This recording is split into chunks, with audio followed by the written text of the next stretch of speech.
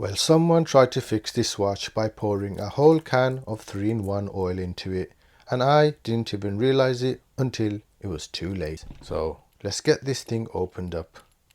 And ta-ra! Oh, did I forget to mention it's a quartz? Well, you're already invested in this video now, so there's no point running away. So relax, it'll be fun, I promise. Oh dear God, what's happened to this dial? What is all this sticky gooey stuff all over it? This watch is all about this dial, and it's nicknamed the Moondust edition due to this Moondust dial. So we might as well call it a day and go mow the grass if the dial is no good. I was gutted and very disappointed with myself because the advert said not working, may need a new battery, and due to the scratched up glass I couldn't see the dial properly and wasn't expecting this horror that's about to unfold. Now once I remove the battery, have a look at this pond of fluid just sitting there in the battery well. Now you're all probably thinking, Joe, you're overreacting a bit there mate, that dial looks fine. It's still reusable, and that's what I thought, because ain't no way I'm finding a replacement. So this is the original green 955144 movement, and those of you familiar with this movement will know how popular it is,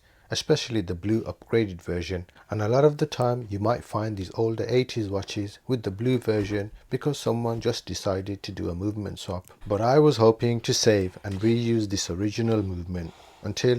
oh bloody bollocks. Now just look at this date disc, it's swimming in it. Look at that big date disc.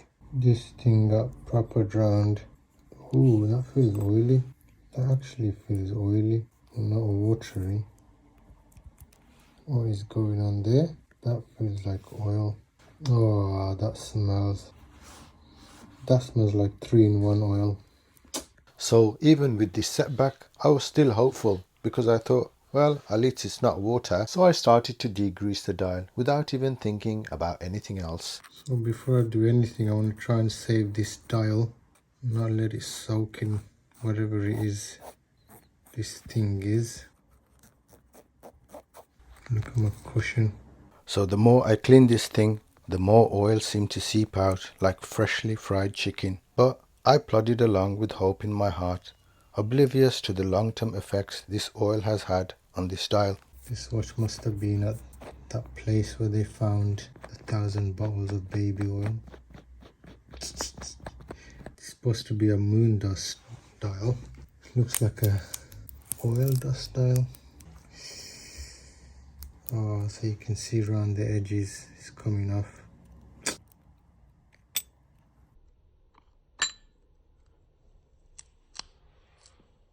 Oh, so it's just soaked so long in some areas that it's just peeling away. I don't think I'll be able to save this dial. So now, do you still think I was overreacting? The oil has managed to seep underneath the paint, and now the paint is just peeling off. And I have to assume there's more oil just sitting beneath that paint. I'm not sure if this loomed hour markers were moldy or any good to begin with, but it looks like they have also absorbed some of that oil and look very tatty. There's no one out there who will restore a painted dial. Usually they restore silver dials or precious metal dials, and finding a replacement is just not an option. So I continue to degrease the dial with the hope in my heart slowly fading away. At this point I had nothing to lose, so I decided to use some non-water based cleaning solution and just go to town with this thing. What's the worst that could happen? It wasn't going to get any better, that's for sure. Once I felt I had thoroughly degreased this thing, it was time to assess the damage. And it was pretty heartbreaking, to be honest. The mouldy oil soaked loom was not even a problem, but you can see all the cracked paint and paint loss, and I wasn't sure if beneath those cracks there was more oil. The only way to get rid of all the oil would obviously be to stick it in an ultrasonic to vibrate all the oil out of every crack and crevice, but then we'd just be left with a piece of brass. And in these situations you always look for something positive to keep you fighting, and my spirits were up again when I realized that all the little minute dots were still intact. Yay! And so was all the text and logo. Imagine the chances of that happening. The remaining paint on the dial also looks very patchy, with the paint darker in some areas and faded in other places. But when I wet it up with the solution, it all looked uniform, so the patchiness could be down to paint loss and loss of lacquer. So I'll tuck that bit of information away in my brain for now and move on to the movement. This module might still be good, so let's remove that and see what's underneath. So I'm just hacking away at this thing now, like an old book that I've read many times, knowing it has a sad ending. And wow, look at the oil just beneath the coil guard. But it's oil, I kept thinking, and not water, so the electronics should be okay, right? And the price of fuel at the pump should be coming down now after this discovery. Because look, there's more. Now whoever did this, if you're watching, then have a little word with yourself, yeah? But watchmaking and tinkering is a small brotherhood, so we forgive you. Just don't do it again, okay? Now I always like to do a bit of detective work on these restorations, and after seeing a bit of rust on the train, I'm guessing a small amount of water got into the watch and stopped working. Then the owner managed to dry it out and then decided to pour a bit of 3-in-1 oil, but the cap on the oil can came off accidentally. So I think that's what they were trying to oil, probably, and they achieved that.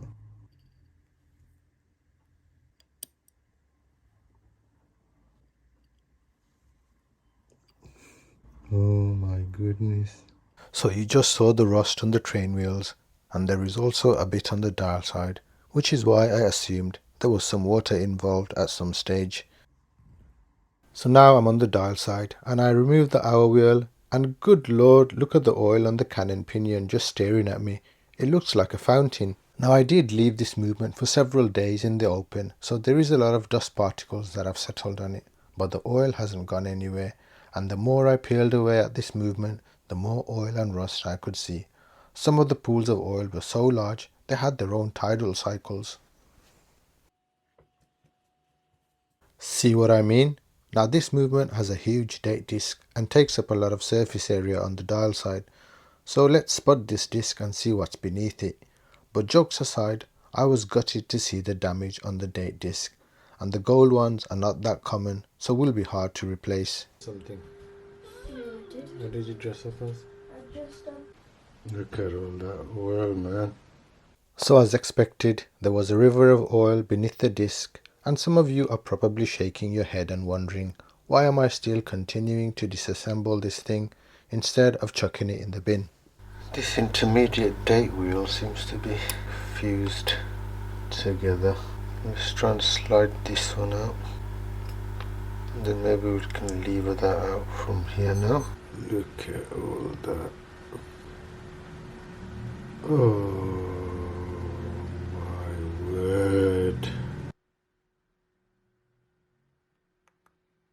Some of these parts are fused on there pretty tight, and you may be thinking, well, maybe the oil prevented it from getting any worse.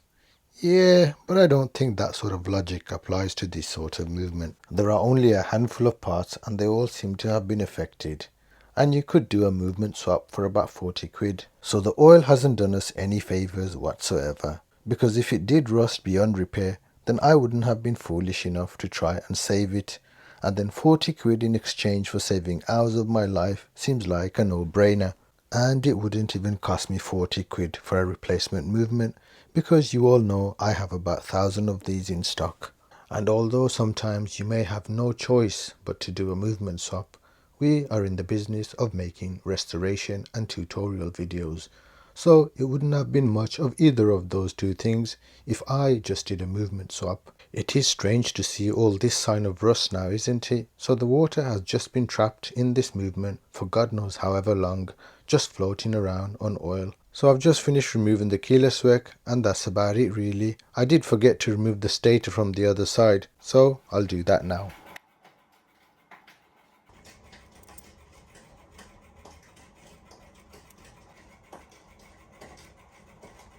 These are the two movement retaining screws, and there's probably oil beneath them too, so let's remove them, and everything else, like the battery clip, which normally you could get away with by leaving them in. But this is not a normal situation, and we must assume there is oil everywhere. And here is a closer look at the date disc, and you can see the numbers have completely disappeared on 18 and 19. And what a bloody mess this thing has left everywhere.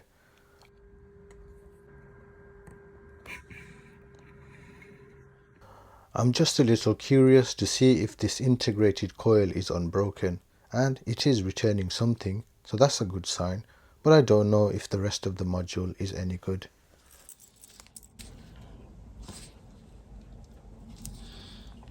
That is just solid. Right, so let's try and loosen that up in the ultrasonic first before I try and remove it.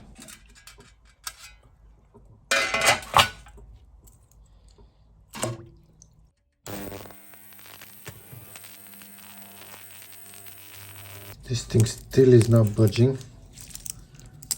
Had it in the wash for a bit.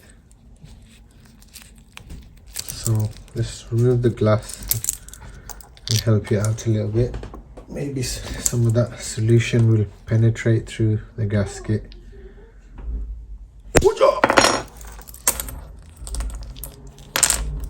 See all that?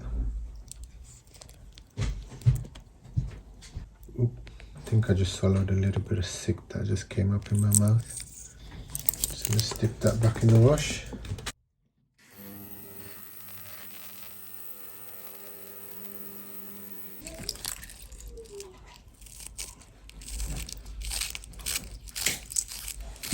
There you go, that's loose. I also want to try and remove this bezel inlay, but you can't remove it from the inside. I think the only thing that might remove this is a bit of heat. So I'm going to heat my ultrasonic up to the maximum of 80 and see if it softens up any adhesive, because I do want to spray this outer part black, which it was originally.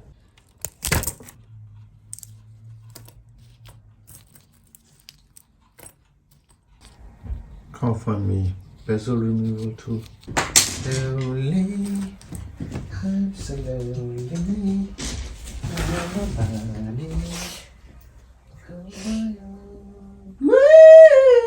can't bloody find it. Can't bloody find it. Some of you have asked me before why you bought these, but they don't work. These are only for the crappy little Rolex bezels that are just held in with the gasket. Don't think it's gonna work on this that's held in with a spring. Let's give it a try though. What's the worst that can happen? Try a little strap on it. Give me something to yank. Come on.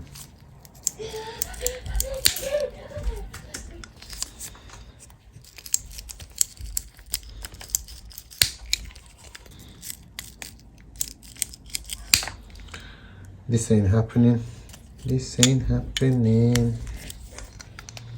This ain't happening. Give it one more try. Go on then, one more. Sod it.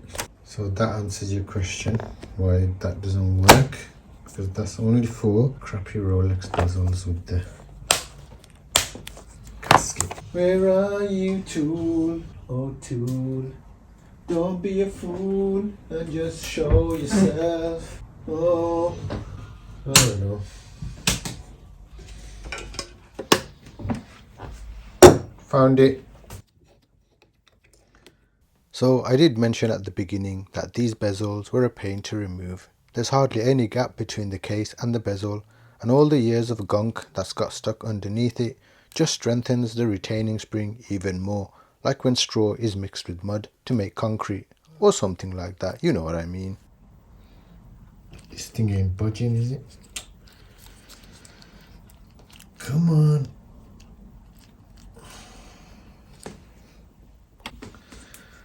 Right, I'm going to give it a gentle tap with my plastic hammer just on the side here, see if that helps you a little bit. Nope. This thing is giving me grief. Let's get the gasket out. I've got loads of these gaskets in stock, so still spinning, but let me just stick that in the wash again. See if it loosens it up. There must be loads of dirt stuck around the spring, the retaining spring, so Let's see if we can loosen it up by giving it another clean in the ultrasonic, and then hopefully I can show you the state of the spring if I do manage to get it off, and show you why sometimes they get really stuck.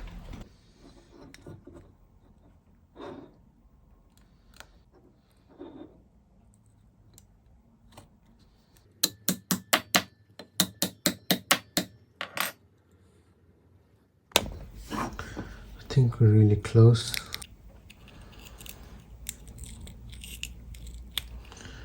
I can feel the grit coming out of that.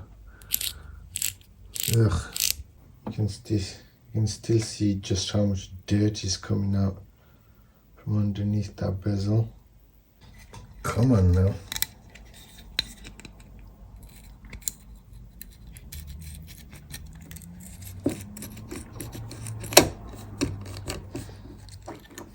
Well, I finally did get it off. And that's after it's been in the wash several times. It's about 40 years of cheese and stuff. As for the case, you can see it's got some dings and marks. Ew.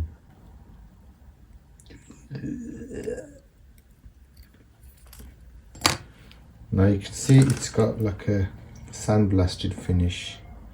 So I'm gonna try something different today and see if it works. Try and get a sandblasted finish without a sandblasting machine, and we'll try that experiment to see if we can get the same finish. Normally you sort of remove the big marks and then give it a straight grain, but today we'll try and see if we can get that factory sandblasted look. Same with the bracelet. You can see beneath all those scratches there is sort of a sandblasted finish. So we'll remove the marks first and then do the same with this. There's the other part. That bit looks a bit tired, doesn't it? We'll sort that out. But I want to remove this clasp because the clasp is going to be shiny. The diver's extension as well is going to be shiny. So we'll remove those parts. And this bit here also needs to be removed, this safety clasp. But you can see that's got one of those friction pins. Usually you'd have to sort of damage these. See if I can reuse this one. So if I squeeze that, you can see it gives me a little bit to hold on to.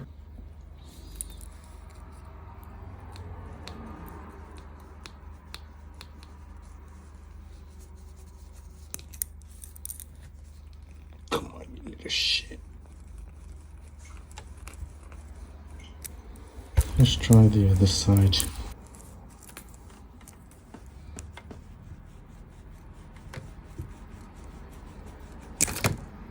There we go. I tried not to cut it, so in the hope of reusing it, there's the head. So this end link looks a bit worn and it's given way. There is a removable cutter pin which I can replace easily, and it also has a friction pin with a nail head which just needs pushing back on, and that should straighten everything out again. And I do these little housekeeping chores before I start polishing.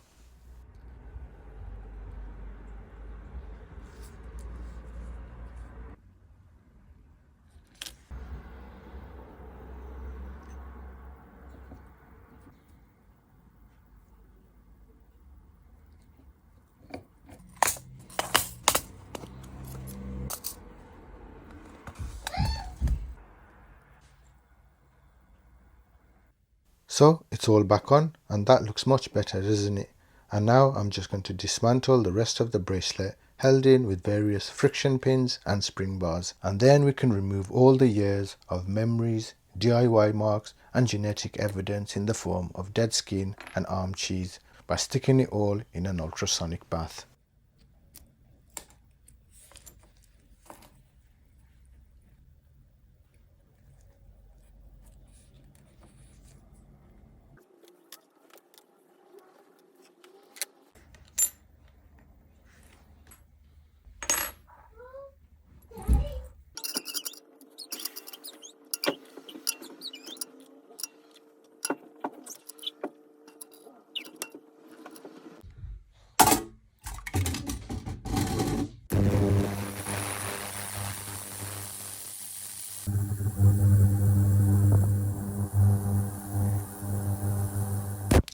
So whilst trying to clean the bezel in a hot ultrasonic bath, I've managed to lose the loom dot.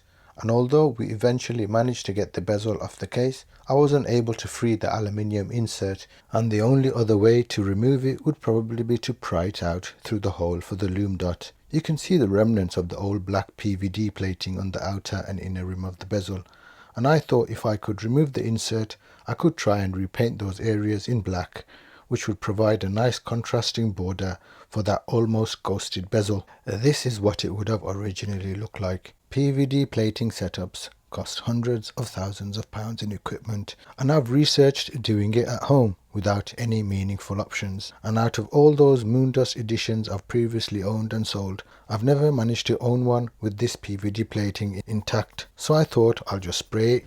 That looks kind of nice as it is. Sweet! So now I can sort of polish up that inner rim and this outer one, hopefully without touching the insert, and then spray it in black.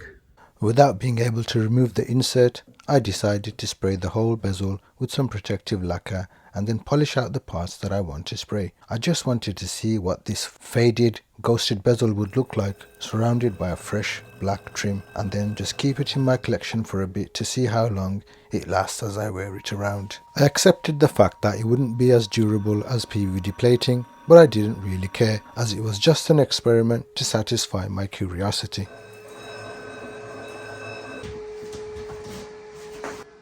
There are a few different lines on this bezel, so I have to adjust the table several times to get each surface. I then did the inner rim, which was pretty straightforward as it was a flat surface.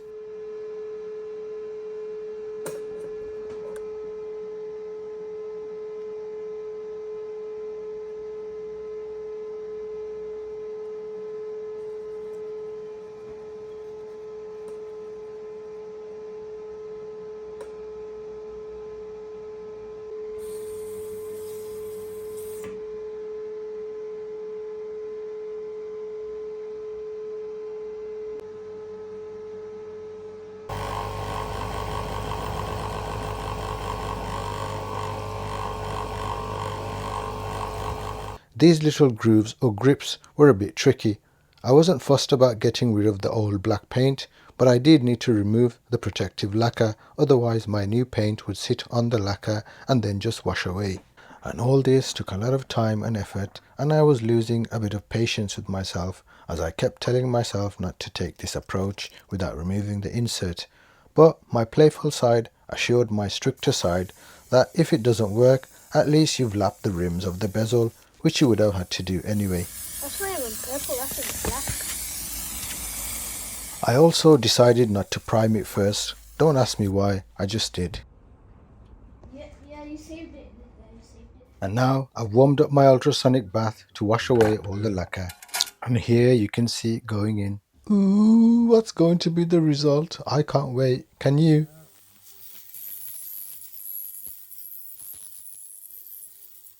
My warm ultrasonic bath did a pretty good job of cleaning away all the lacquer, but it also washed away the black too. Didn't work out. The black paint has come off as well. So I decided to have another go, but this time use a primer first. I spray protective lacquer on it again, which meant protective lacquer inside those millions of grooves again. It also meant I had to set up my lapping tables and polish off those inner and outer rims of the bezel. So I devised a little polishing tool to make the job a bit easier, which in turn produced a lot of dirt and debris.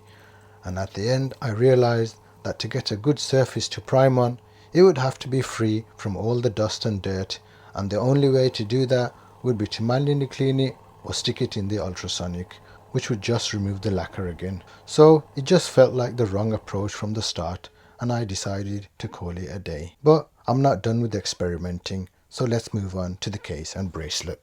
So here is an example of a straight grain brush finish on the left and a factory sandblasted finish on the right, and usually I would polish out all those dings and scratches and apply a brush finish, but since our watch had a sandblasted look, I thought I'd experiment with some basic equipment to see if I can achieve the same look. Now I've done a longer video showing the whole experiment, including all our failures and the learning process and all the things we could do in the future attempts to get it right. The comment section in that video was also awesome, as so many of you came up with brilliant ideas on how to achieve that factory look.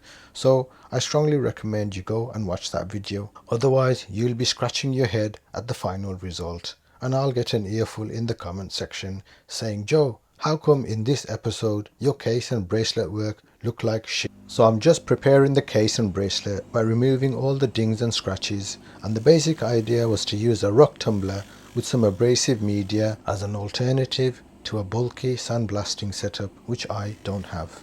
The full experiment video was around 17 minutes long, and I've had to whittle this one down to about 4 minutes. So once I've polished all the marks out, it naturally left a mirrored finish on the parts. These parts would then be cleaned and tumbled for a few days to achieve a sandblasted look.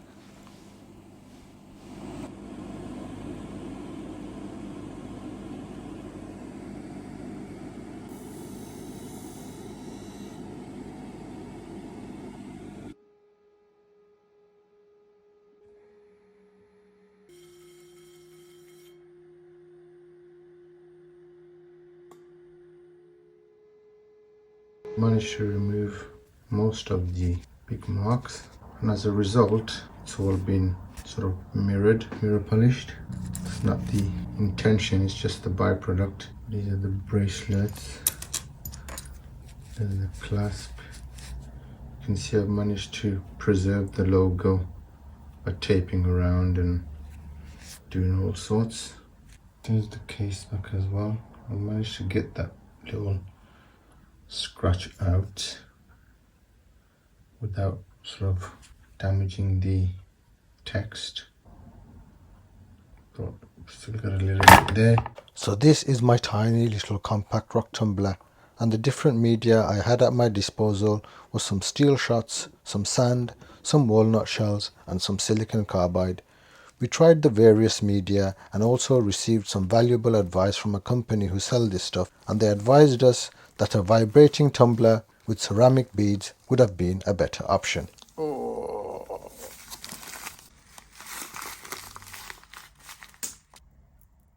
So I first tried the steel shots with some soapy water, but they left big dings and scars on the case. So then I tried the sand, which didn't do much.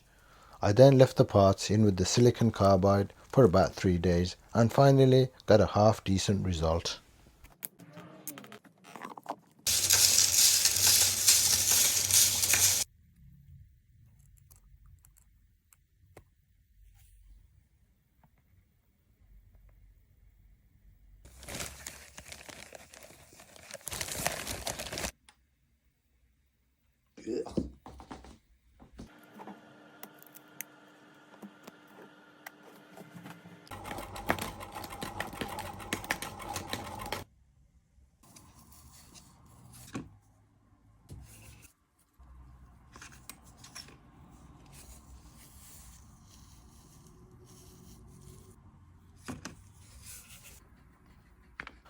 So after many days and many trials and tribulations, these are the final results of our sandblasting experiment. I won't say that I was overly joyed with the final finish, but I had to persuade myself that this was a respectable outcome given the incorrect equipment and media we had at our disposal, and I learnt a lot from the experiment and from the advice, tips and suggestions you guys made in the comment section of that longer video, so expect a revisit to this sandblasting experiment in the near future. But for now, let's continue on with this project and get it done, shall we? We still have to sort out that movement, and we have the dial and hand still to do. Right, so after studying and crying for weeks over this dial, I've decided to remove all the old loom and re-loom it, and that is the first step I need to take before I do anything else. There isn't a raised metal outline to drop the loom into, but instead there's a gold painted outline, so relooming these hands will be a bit tricky. So this bottom layer I think is paint, and it seems really stable, and I don't want to sort of try and scrape it off and ruin the paint underneath. You can see the outline, so there's the loom on top, and then on the outline you can see that it is paint just here. So they put paint on first and then put the loom on top. to this big fat one. So inside of that gold outline there is a white base coat. Some of that base coat came off with the loom and some of it remained, and it seems pretty stable. So I'm not going to scrape it off and cause any further damage. I'm going to take a little risk and just give it a quick wipe with a little bit of rinse aid. Wish me luck. So now that I've got all the loom off, I'm just giving everything a wet clean to remove any dust from the loom. And can you see when the dial is wet how good it looks?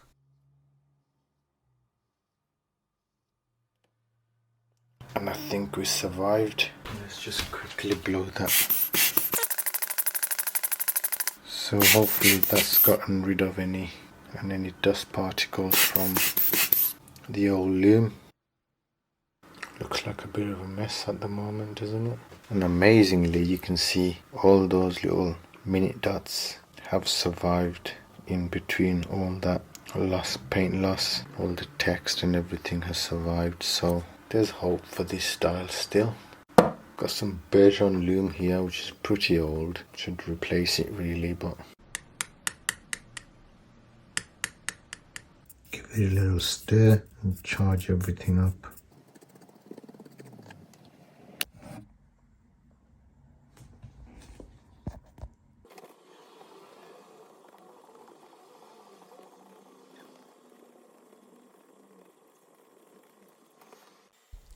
Okay, so I've had to do most of these using my loop, but I managed to catch one on film before my head got in the way, and it looks pretty decent.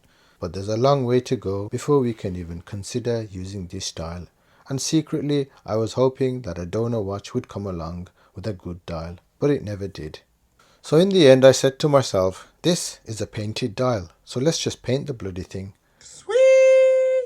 So I used some basic acrylic and used my colour mixing talents to come up with the colour match.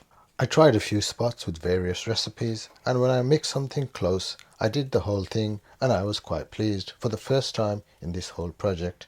I had to do all this with a loop, but take a look at the result so far and see for yourselves. Not bad, is it? But I wasn't done yet. This is a Moondust style, so I had to find some Moondust to sprinkle on those bare patches. The Moondust is not just a sprinkle of white, but sort of its own moonlit blue, so I had to mix that. And the Moondust must not go on to any of those minute dots or hour markers or text and logos as per the original design. So I did it using small cutouts and templates, and then just used a brush to sprinkle it on. I got a little bit carried away with the Moondusting, as one does, so I hope you'll forgive me.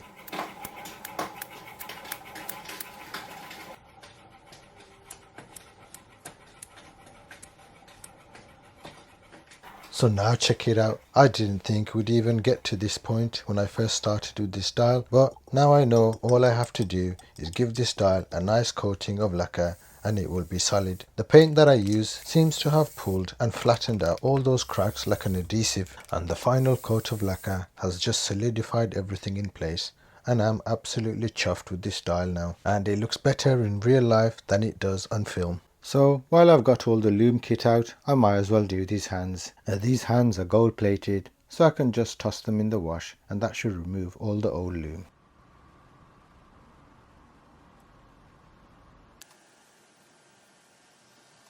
And here they are after the wash. All the old loom gone, but they do look a bit rough, so I'll try and smoothen them out as much as I can without damaging the plating. And I'm using a tool here made by Bergeon, which is unnecessarily expensive, but you can buy a camera lens cleaner for a third of the price, or use a bit of suede to make a tool yourself. And in situations like this, there's only so far you can go before you need to stop, otherwise you'll make things worse. So I know when to call it a win and move on, and bosh, a few swipes with my oiler and the skeleton hands are now fully clothed again.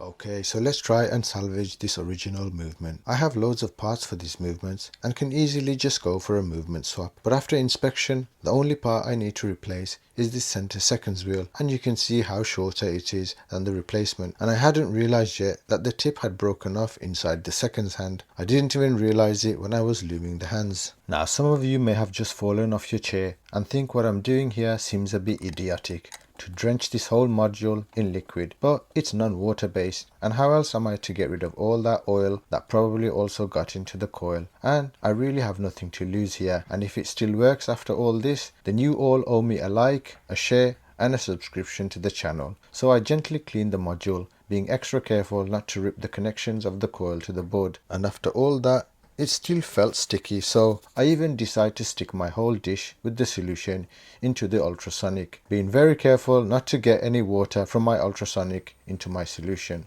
So maybe a small jar would be better. Now that looks much better and feels less sticky, and the coil is still unbroken, and hopefully any solution that penetrated in between those very tight impenetrable coils will evaporate over time. So for the rest of the movement, I try and remove the rust stains first and dunk it all in some evaporust.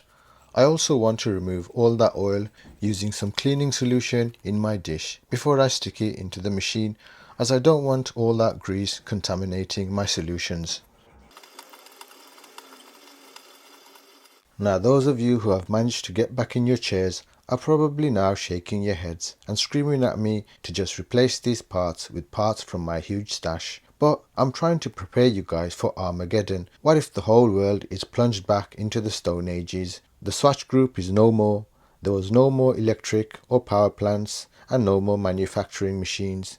You will thank me then as you look back at this video. Oh wait, there won't be any internet. Well, those of you who remember these cheap, easily replaceable parts being rescued will thank me as you scramble around the dark alleyways of the world looking for parts amongst the piles of decommissioned robots and Teslas. People everywhere will be lost and disorientated in this new dark insanity, and the only connection to the old world that was destroyed will lie in the ability to tell the time and keep track of the date from where it all went wrong.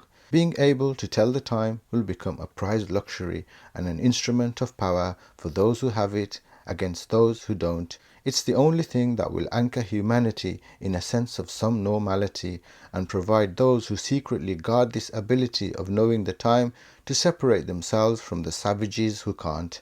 And a watchmaker who can fix and reuse rusty parts will become one of the most important assets to these pockets of surviving societies.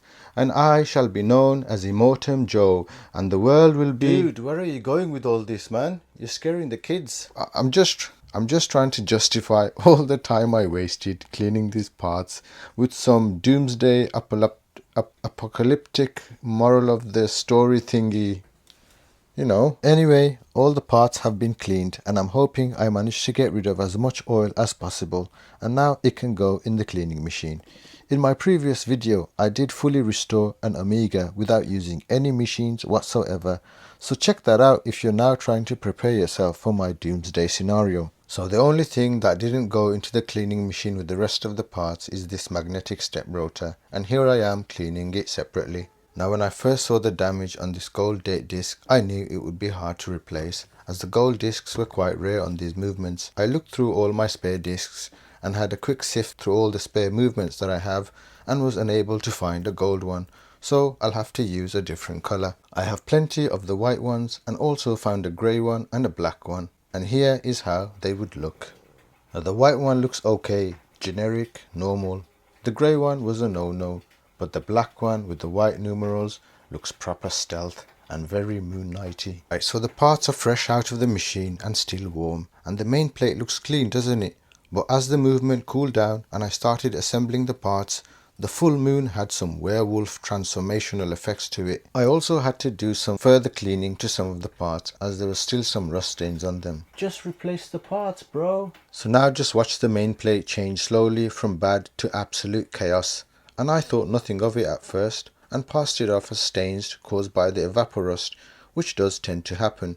But I installed the stator followed by the step rotor and then assembled the train.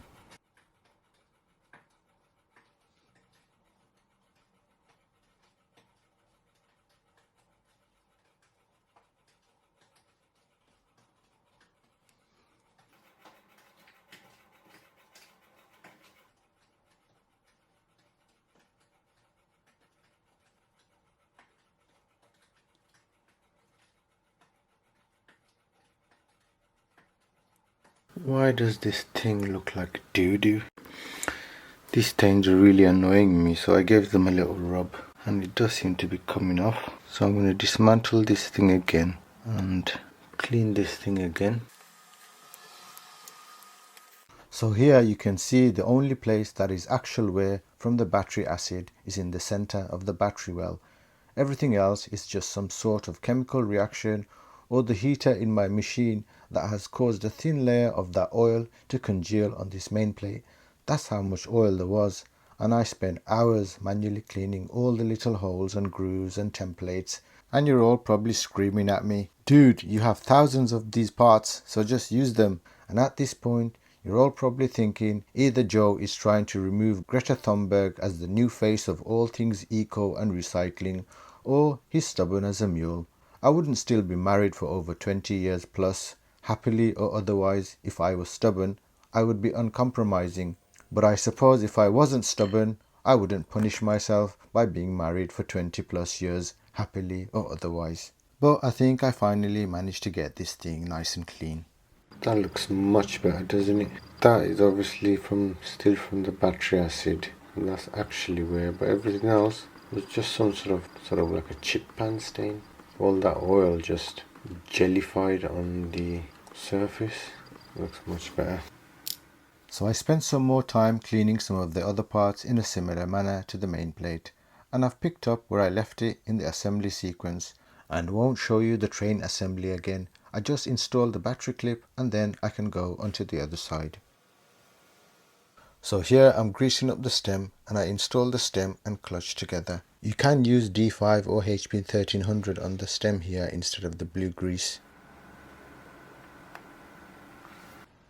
I then install the setting lever jumper and then use some D5 on the post for the double corrector operating lever. I then oil up the hole for the setting lever with some D5, or you can apply it to the setting lever itself instead, and oil up the points where it comes into contact with the double corrector operating lever. Now at this stage you can flip the movement over and install the setting lever spring clip to hold the setting lever into position, and there are various ways you can approach this movement, but I'm going to stay on this side. So I've installed the yoke and now in goes the setting wheel and the quickset deck corrector wheel, and I've used D5 or HP 1300 on all the points shown.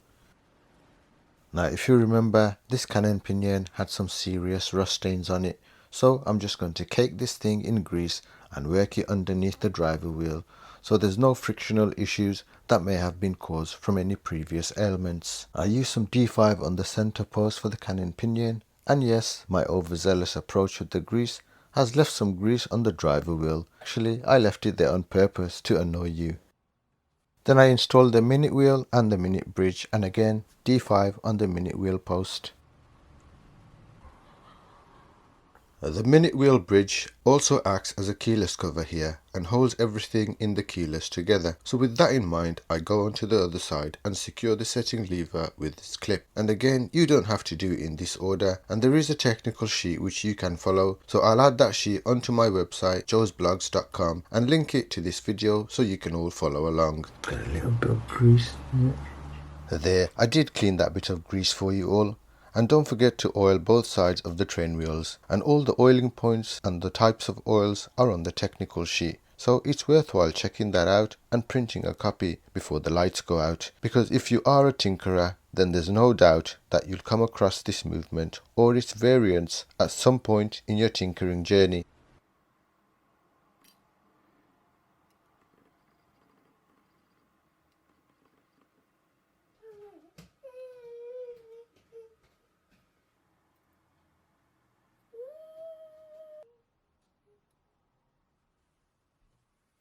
Now it's starting to resemble a proper movement now, isn't it? And just because I said that, I hope you guys aren't sitting there with your arms folded in satisfaction and contentment that everything is going to be okay. We still have that drowned circuit board, don't forget. So unfold your arms and start biting your nails again.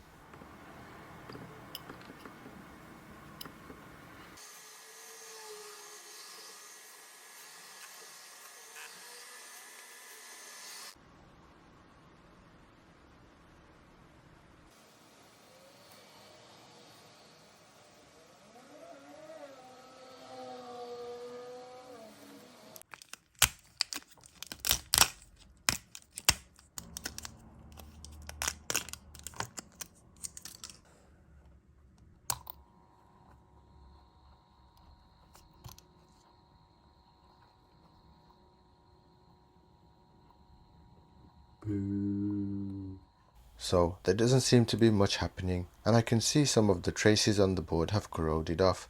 This may have been from a combination of long-term soaking in oil followed by cleaning, or from the battery acid. So I'm going to reprint the traces with some conductive paint and see if that helps.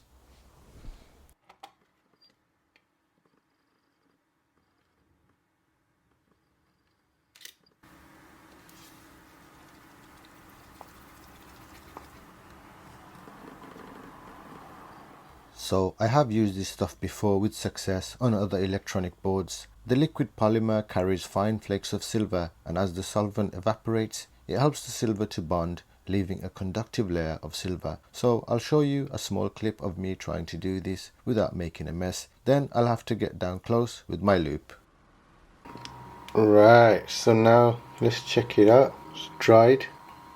Way, you beauty! So even with the eye loop, I did make a bit of a mess. What? It's bloody working. Sweet! Can put our coil guard on. The original Tag Heuer printing.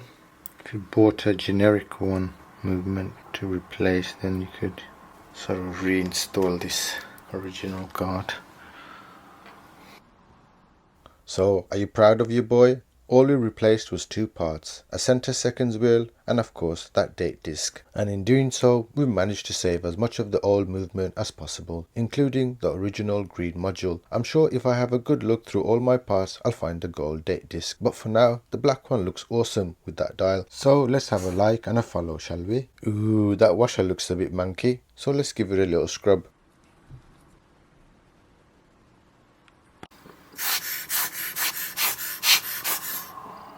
Oh yeah, come on now, that looks nice, doesn't it?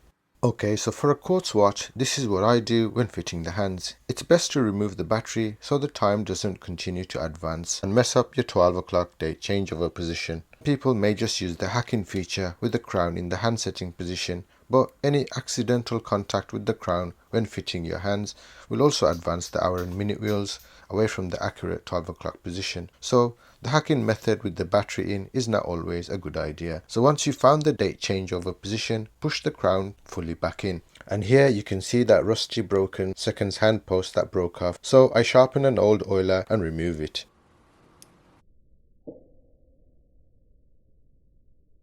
Now if you're someone who goes batshit crazy if your seconds hand doesn't line up with every minute marker, then this is the time to make sure you set it bang on a minute marker and not just randomly anyway.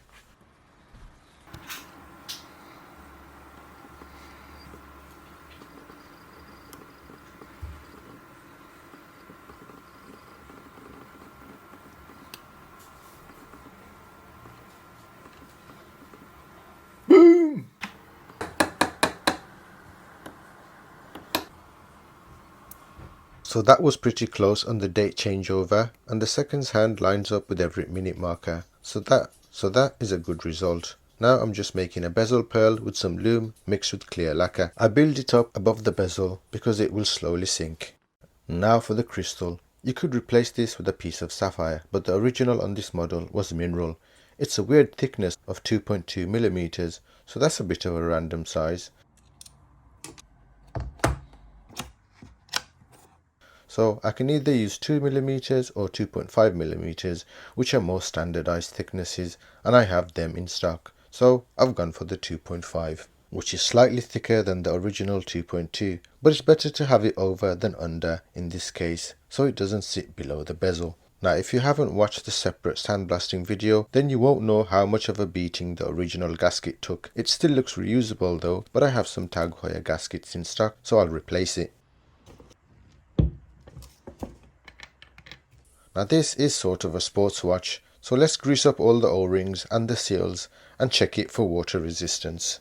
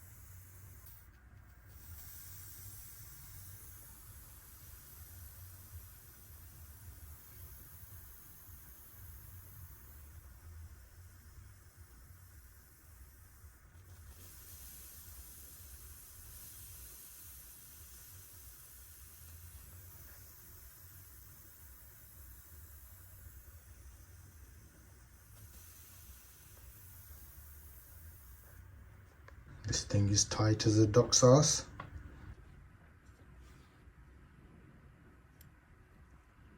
Okay, so now that the pressure test is done, let's finish this project off. I apply a bit of grease to a couple of clicking positions on the bezel, and that should spread and provide a smooth click.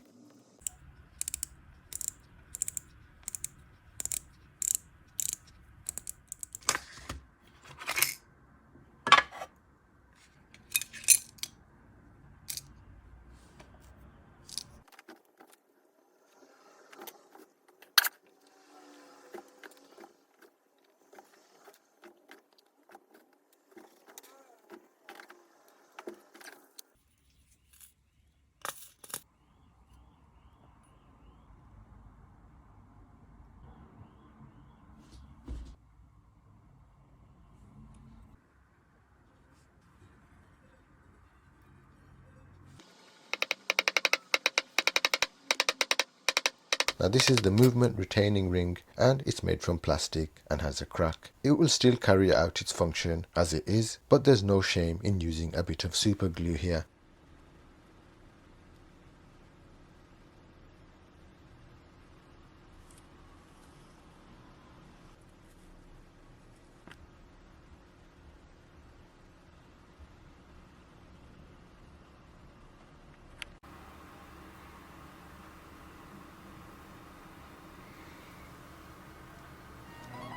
So while I finish up here, I just want to remind everyone that if you have a VHS or a Betamax, then you may want to record a copy of this video, just in case my doomsday scenario does come to pass. I'm sure we can find some solar panels to make those devices work. I'm only kidding. I just wanted to use the words Betamax and VHS. There's no risk of a doomsday nuclear annihilation scenario because we are all in safe hands. We have great leaders who only want non-profit making peace and not lucrative war, and they are not run by some secret cabal who want us all fighting with each other, so we are too busy to see what they are up to. And Greta Thunberg has herself to blame for being kidnapped in international waters by the illuminated chosen ones. How dare she try to take baby formula to starving kids. So that's it, folks. Here it is next to a couple more that I have in my collection. And even with its experimental dial, case and bracelet, it was accepted by the other two as one of their own. Well, I hope you enjoyed this episode and found it useful. It's easy to throw things away and replace them, especially when time and money are involved. A lot of the time things can be saved with little money and a lot of time, as we did with the movement in today's episode. So thank you all for watching, and please leave your thoughts in the comments. Take care, friends, and take care of each other. Peace, love and blessings to you all, and if the Almighty wills, I'll see you on the next one. Try a bit.